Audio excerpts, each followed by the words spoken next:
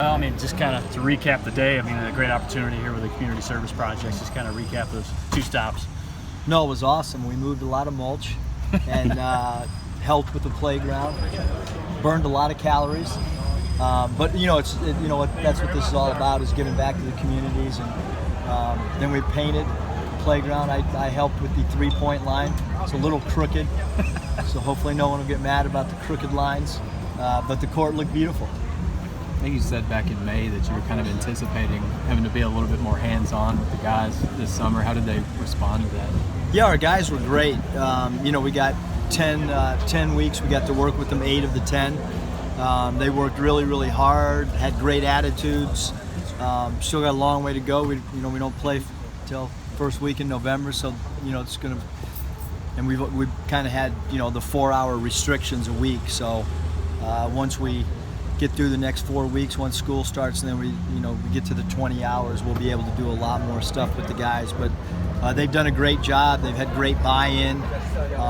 We've done a lot of off-the-floor bonding stuff to try to get to know each other a little bit better, and we'll continue to do stuff on the court as well as bonding off the floor as well. How much do you think Isaiah Joe has taken it as a personal challenge? That maybe the mark on him going into Arkansas was, hey, he's a 3-point threat, big-time 3-point threat, but just evolving his game overall.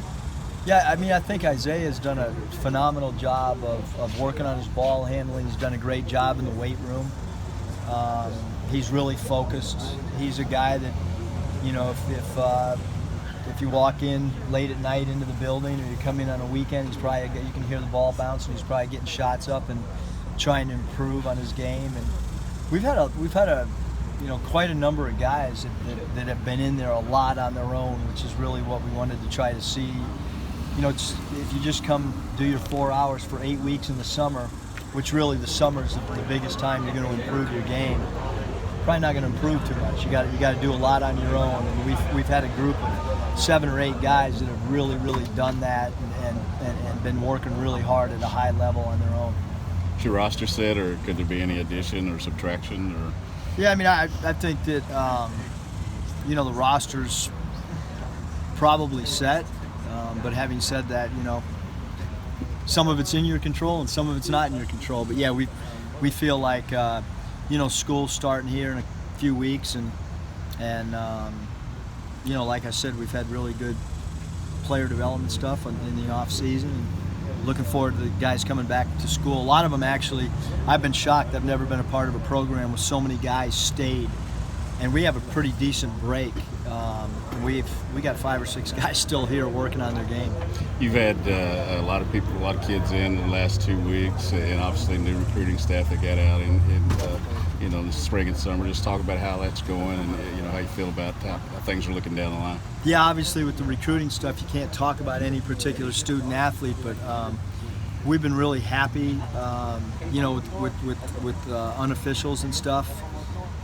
Just going to continue to work to try to get to know the players in the surrounding areas, and obviously when you get a job, that 2019 and 2020 class, there's concern because people have been recruiting those guys for a little bit longer than we have. So we got our work cut out even in the 2020 class, but the 21 class, we feel like we're going to get in on guys as early and quickly as we possibly can, and try to build this thing the way we need to. Some of those transfers that have come in, you foresee any of those guys getting eligible for this year, or where are you at in that process?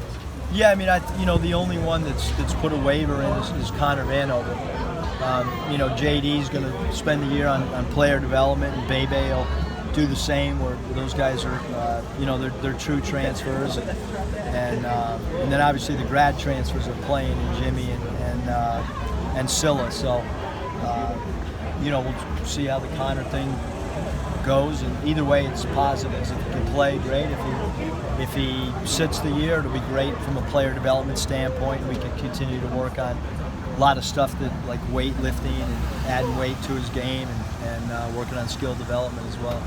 A lot of kids have talked about the NBA aspect to your program with obviously the staff's experience, and that it seems to run like an NBA team. Holly would know that, I don't know, but just talk about that a little bit.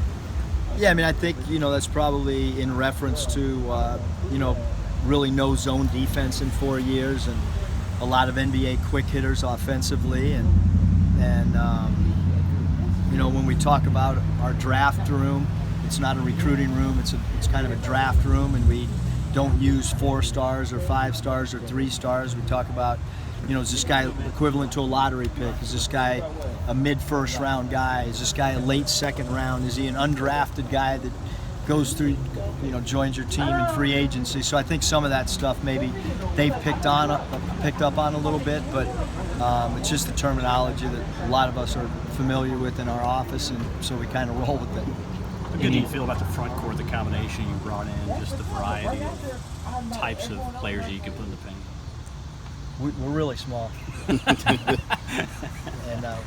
rebounding was a little bit of a problem last year, so without Daniel, it's really a concern. When I wake up at 3 in the morning, my wife asks if I'm going to the bathroom, and I'm like, no, I'm trying to figure out how we're going to get defensive rebounding.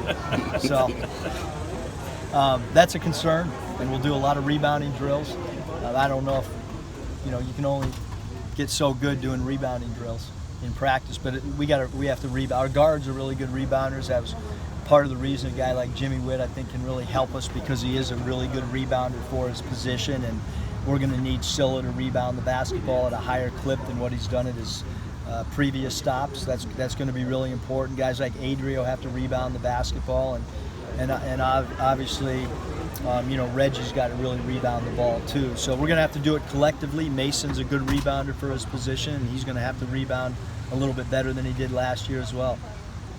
Anybody you foresee kind of making a jump, or anybody that you've seen in summer workouts that could make a jump? Yeah, a lot of people have asked that, and the reality of it is, we haven't gone live a lot. We've been trying to add a lot of terminology. We've done some live stuff half court.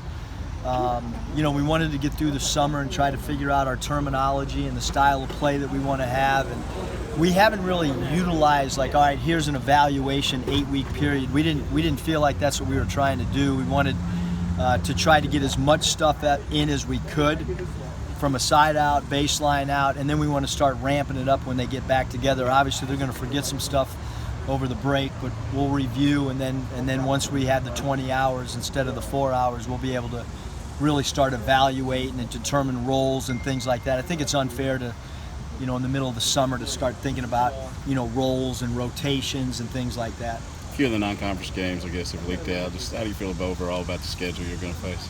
It's when you look at the other SEC, programs, and you start thinking about, some SEC schools don't have any true road games. And obviously, true road game at Georgia Tech, true road game at Indiana, true road game at Western Kentucky. I mean, we have 3 true road games that are going to all be challenging, and then some of the other games, really good mid-majors that are really well coached.